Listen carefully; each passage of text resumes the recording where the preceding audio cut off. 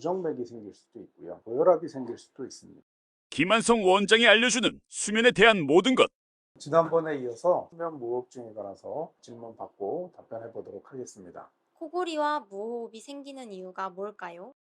코골이와 무호흡이 생기는 이유는 정상적으로 깨어 있을 때는 그렇지 않지만 수면 시에는 그 기도가 톤이 떨어지기 때문에 수면 시에 좁아집니다. 그걸로 인해서 호흡이 어려워지고 조금 막혔을 때는 코골이가 생기고 꽉 막혀버렸을 때는 무호흡이 생기는 경우죠. 자고 일어나면 생기는 두통과 과호흡도 수면 장애와 관련이 있을까요?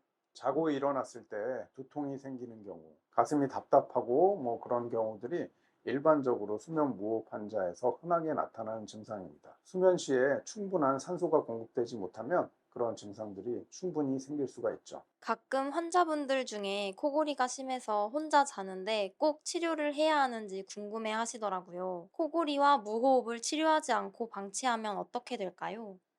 코골이를 치료하지 않고 놔두게 되면 첫 번째로 일상생활에서 수면 중에 피로가 회복이 되지 않으면 오랜 시간 운전을 하거나 이런 경우에 졸리움증으로 인해서 큰 사고가 생길 수 있겠죠.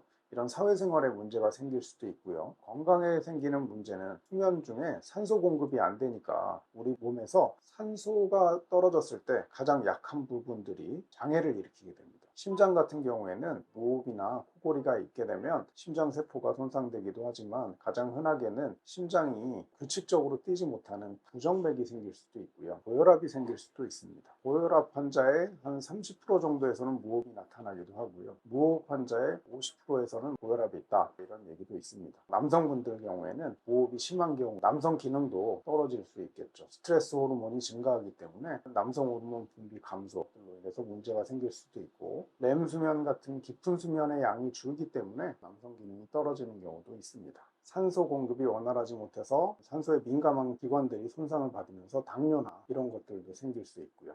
코골이와 무호흡 치료 방법으로 어떤 것들이 있을까요? 코골이나 무호흡은 우리 기도가 좁아지기 때문에 생기는 거예요. 그거를 해결하기 위해서는 기도를 정상 크기로 넓혀주면 되는 거거든요. 그 좁아진 부위를 넓혀주는 수술을 할 수 있겠죠. 소아 같은 경우에는 편도와 아데노이드 같은 우리 기도 주변에 있는 림프 조직들이, 면역 조직들이 비우돼서 코골이가 유발되기 때문에 수술적으로 그 부위를 제거해주면 넓어지면서 코골이가 해결되고요. 성인 같은 경우에는 좁아져 있는 부위가 성장된 뼈나 턱의 크기나 늘어진 연조직에 의해서 생기기 때문에 수술로 이걸 개설하는 경우도 있지만, 심한 경우에는 좁아진 부위를 공기를 지속적으로 주입해주는 양압기 치료를 통해서 수면 무호흡을 개선할 수 있습니다. 구강내 장치나 다양한 치료들이 있지만 치료 성공률에 있어서 양압기만큼 훌륭한 결과를 내는 것은 많지 않습니다. 양압기가 어떤 기기인지 쉽게 설명해 주세요. 압력을 가진 바람이 들어가서 입천장 뒤나 혀 뒤에 좁아지는 연조직 부위를 넓혀줌으로 인해서 자면서 숨을 들이쉬고 내쉬고 할 수 있게 양압을 지속적으로 넣어주는 것입니다. 수면의 상태에 따라 가장 적절한 압력을 찾아서 양압기를 사용하게 되면 정상인의 호흡과 다름없이 호흡할 수 있어서 깊은 잠에 잘 빠져들게 되고 잠의 효율이 증가해서 건강을 회복하는 데 도움을 주는 기기입니다. 자, 이상으로 수면 무호흡 2편을 해봤고요. 다음번에는 수면 무호흡증과 양압기에 대해서 더 자세히 알아볼 수 있도록 준비해 보겠습니다. 감사합니다.